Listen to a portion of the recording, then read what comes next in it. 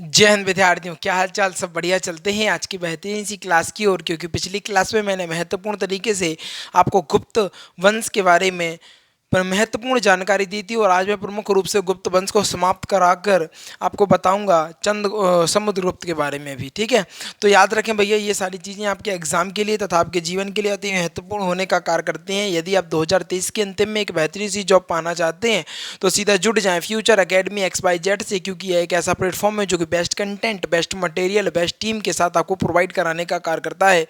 याद रखिएगा, चिंता तो करना नहीं है, बशर्ते बस आपको लगे रहना है किस में, तैयारी में। क्योंकि अब द्वंद्व कहाँ तक पाला जाए और युद्ध कहाँ तक टाला जाए, और भैया हम राणा के वंशज हैं और फेंक जहाँ तक भाला जाए। देखो विद्यार्थियों, इसलिए मैं कह रहा हूँ क्योंकि देखो, आप सोचोगे कि नहीं अब कल पढ़ लेंगे, अब हम कल पढ़ लेंगे, अब हम कल पढ़ लेंगे, तो भैया कल वाला तो काम कल ही होता है, उस वो कल कभी आना ही नहीं है। मैं तुम्हें आपको यूट्यूब की दुनिया की काली हकीकत में बताने का कार्य करूं, तो यूट्यूब में जो टीचर, मैं कभी नहीं कहूँगा कि टीचर अच्छे नहीं है, बहुत बेहतरीन बेहतरीन सी टीचर आपको देखने को मिलते हैं, परंतु वो अच्छा पढ़ाना नहीं चाहते ना। आपको वही विकल्प लिख देंगे, चार ऑप्शन लिख देंगे, टाइम पास कर रहे हैं आपके साथ, आपसे पैसा बना रहे हैं सिर्फ, और कुछ नहीं। मेहनत भी ना करना पड़े, कंटेंट भी ना ढूंढना पड़े, और पैसा भी आ जाए। ये सारी चीज़ें, उनने एक क्वेश्चन लिख दिया, चार ऑप्शन लिख दिया, पूछ रहा भैया बताओ कौन सा, उनने कि सर जी ये ऐसा, उन्हें टिक कर दिया, हो गया अगला क्वेश्चन।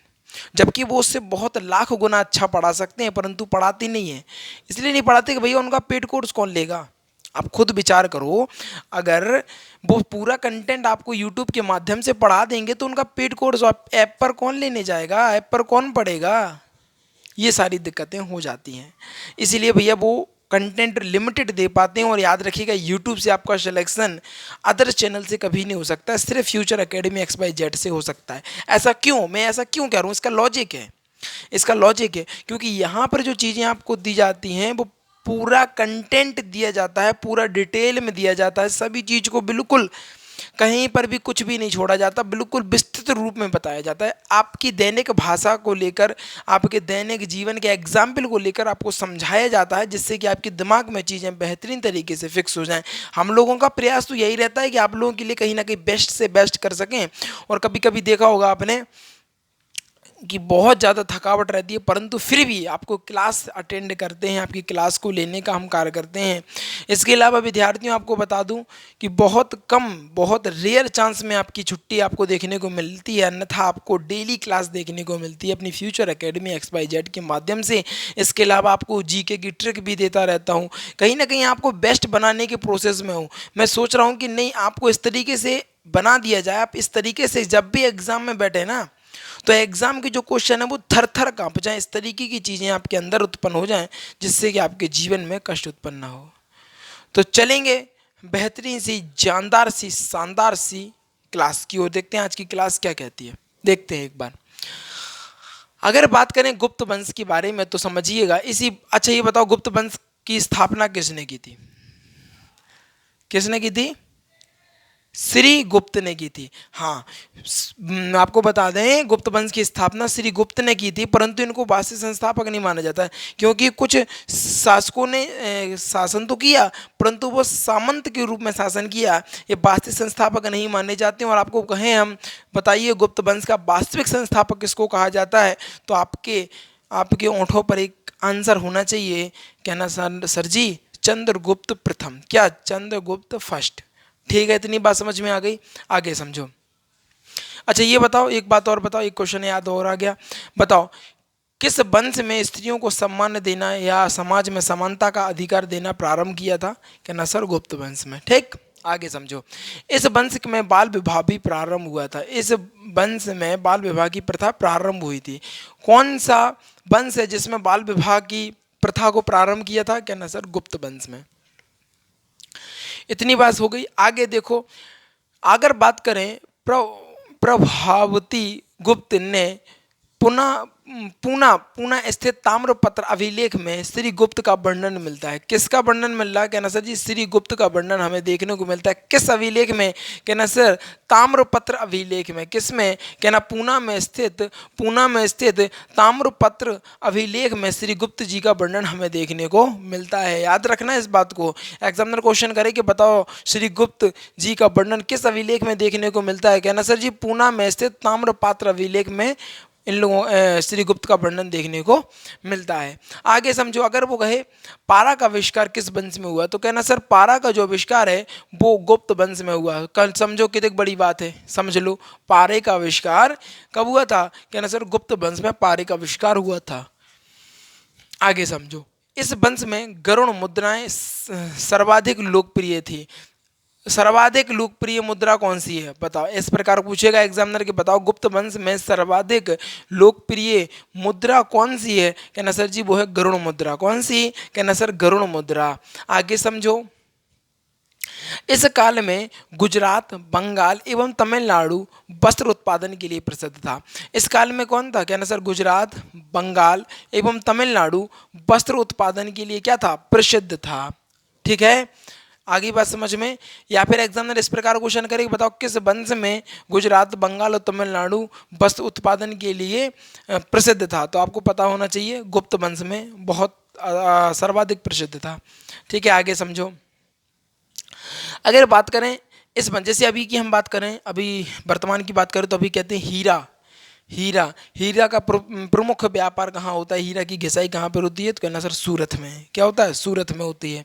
तो इसी प्रकार ये था इस काल में गुजरात, बंगाल एवं तमिलनाडु वस्त्र उत्पादन में सर्वाधिक प्रिय था। ठीक है, और सर्वाधिक प्रसिद्ध था। इसके अलावा अभी कहें तो कहना सर हीरे में सर्वाधिक प्रसिद्ध शहर कौन सा है? तो कहना सर समझ गए ना? हाँ, सूरत। आगे समझो, इस वंश में सोने की मुद्राओं को दिनार कहा जाता था। ठीक है भैया, सोने की मुद्राओं को दिनार किस वंश में कहा जाता था? कहना सर गुप्त वंश में सोने की मुद्रा को दिनार कहा जाता था और चांदी के रुपयों को रुपया कहा जाता था। चांदी के रुपयों को रुपया कहा जाता था। कहना सर समझ में आ गई? सोने की मुद्राओं को दिनार और चांदी की मुद्रा को रुपया। हमारे साथ बोलते चला करो जिससे कि और आसानी से आपको याद हो जाए। कहना सर सोने की मुद्राओं को दिनार कहेंगे, चांदी की मुद्राओं को रुपया कहेंगे। ठीक है भैया, आगे समझो। इसी काल में शतरंज का खेल भी प्रारंभ हुआ था।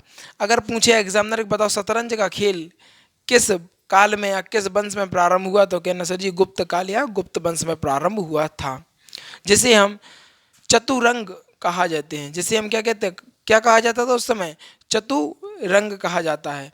इस प्रकार क्वेश्चन कर सकता है कि बताइए शतरंज के खेल को गुप्त वंश में या गुप्त काल में क्या कहा जाता था? कहना सर चतुरंग कहा जाता था। आगे समझो, अगर पूछे हूणों का आक्रमण गुप्त वंश के शासन काल में स्कंदगुप्त के समय में हुआ था। किसके समय में हुआ था? कहना सर हूणों का आक्रमण बताओ किसके शासन काल में हुआ था? कहना सर हूणों का जो आक्रमण है स्कंदगुप्त के शासन काल में हुआ था। स्कंदगुप्त के शासन काल में हुआ था। आगे समझो, सती प्रथा का वर्णन 510 ईस्वी में एरण अभिलेख से हमें देखने को मिलता है। बहुत इंपॉर्टेंट क्वेश्चन है, इसमें इंपॉर्टेंट लिख लीजिएगा। अधिकतर एग्जामिनर यहीं से क्वेश्चन उठाता है कि बताइए सती प्रथा का परिणाम सती प्रथा का वर्णन किस अभिलेख में मिलता है? तो कहना सर जी एरण अभिलेख में देखने को मिलता है 510 ईस्वी में। ठीक है, अगर बात करें इस समय किसका शासनकाल था? कहना सर भानुगुप्त का शासनकाल था। या फिर इस प्रकार भी एग्जामिनर क्वेश्चन कर सकते हैं कि बताइए सती प्रथा का जो वर्णन एरण अभिलेख में मिलता है उस समय किसका शासनकाल था? कहना सर जी भानुगुप्त का। किसका? कहना सर भानुगुप्त का शासनकाल था। आगे समझो, इस वंश में कुमारगुप्त अश्वमेध यज्ञ करवाया था। कुमारगुप्त ने क्या करवाया था? कहना सर अश्वमेध यज्ञ करवाया था। और अश्वमेध यज्ञ के बारे में मैंने पहले भी बता चुका हूँ कि आखिर अश्वमेध यज्ञ क्या होता है। अश्वमेध यज्ञ में क्या होता है? यज्ञ यानी हवन किया जाता है। हवन करने के बाद जो अश्व होता है अश्व को छोड़ दिया जाता है। जहाँ जहाँ तक अश्व जाएगा वो ज़मीन उस राजा की हो जाएगी जिसने अश्वमेध यज्ञ करवाया होगा। और जो भी विरोध करेगा उससे उससे युद्ध होगा। या तो आप उसको अपनी ज़मीन दे दो, ठीक है, पूरा राज्य दे दो। जहाँ पर अगर आपके राज्य से निकल गया घोड़ा तो पूरा राज्य जिसने अश्वमेध यज्ञ कराया उसका हो गया। अन्यथा आपको नहीं देना है तो आप युद्ध करो। दो ऑप्शन रहते थे। तो ये अश्वमेध यज्ञ किसने करवाया था? कि नसर कुमार गुप्त ने करवाया था। तो भैया समुद्रगुप्त के बारे में कल हम प्रमुख रूप से चर्चा करेंगे। तो ये थी आज की क्लास। प्रयास पूरा रहा कि आप लोगों को बेहतरीन तरीके से मैं समझा पाऊँ, जिससे कि आपके जीवन में कष्ट उत्पन्न ना हो और आप अपने जीवन में आगे बढ़ने का कार्य भी कर सकें। तो भैया सबसे महत्वपूर्ण क्या रहता है? कि नसर जी रिवीजन। भैया बिल्कुल रिवीजन कर लेते हैं पहले, फिर बात करते हैं। तो बात करें इस वंश को, इस वंश में बाल विवाह की प्रथा को प्रारंभ किया था। इसके अलावा अगर बात करें प्रभाती गुप्त ने पूना में स्थित ताम्रपत्र अभिलेख में श्री गुप्त जी का वर्णन मिलता है। पारे का आविष्कार इसी वंश में हुआ था। इस वंश में गरुड़ मुद्राएं सर्वाधिक लोकप्रिय थी। इस काल में गुजरात, बंगाल एवं तमिलनाडु के वस्त्र उत्पादन के लिए प्रसिद्ध था। इस वंश में सोने की मुद्राओं को दिनार, चांदी की रुपयों को रूपक कहा जाता था। इस काल में शतरंज के खेल प्रारंभ हुआ था, जिसको चतुरंग कहा जाता था। हूणों का आक्रमण स्कंदगुप्त के समय में हुआ था। सती प्रथा का 510 एरण अभिलेख में देखने को मिलता है। उस समय भानुगुप्त का शासन था। इस वंश में कुमारगुप्त ने अश्वमेध यज्ञ को कराने का भी कार्य किया था। ये थी भैया जानदार शानदार सी क्लास। प्रयास पूरा था और चिंता मत कर रहे हैं, इनमें से आपको बता दें कम से कम 6-7 क्वेश्चन तो पक्का फंसने ही फंसने हैं, क्योंकि बहुत इंपॉर्टेंट चैप्टर था। और कल हम प्रमुख रूप से चर्चा करने वाले हैं। आपको बता दें किसके बारे में? कहना हाँ सर, समुद्रगुप्त के बारे में। बिल्कुल भैया, समुद्रगुप्त के बारे में चर्चा करेंगे। भैया इससे पहले याद रखो, डेली रिवीजन तथा वीकली रिवीजन पर फोकस रखो। गारंटी दे रहा हूँ सिलेक्शन से वंचित नहीं रहोगे आप लोग। सिलेक्शन आपका हो जाएगा, 100 पे 100 हो जाएगा। ठीक है, 100 पे 100 हो जाएगा। ठीक, तो बस इन चंद शब्दों के साथ बिता लूँगा। जो विद्यार्थी नए हैं वो जल्दी से वीडियो को लाइक कर लेंगे, चैनल को सब्सक्राइब कर लेंगे और शेयर करके आएंगे अपने यार दोस्तों और चाहने वालों के साथ, क्योंकि आज की जो वीडियो थी कहीं ना कहीं बेहतरीन के जब लाजवाब होने का कार्य कर रही थी। इन्हीं चंद शब्दों के साथ बिता लेना चाहूँगा। जीवन में आनंदित रहिएगा और आगे बढ़ते रहिएगा। Thanks for watching. और इसका स्क्रीनशॉट ले लीजिएगा महत्वपूर्ण तरीके से, या फिर आप टेलीग्राम से भी जुड़ना चाहते हो तो टेलीग्राम पे भी जुड़ सकते हैं। टेलीग्राम के लिए डिस्क्रिप्शन में लिंक डला हुआ है, सीधा डायरेक्ट जाके टेलीग्राम के माध्यम से आप हमसे जुड़ सकते हैं। इसी वीडियो को समाप्त करते हैं। Thanks for watching. स्क्रीनशॉट ले लीजिएगा, है ना।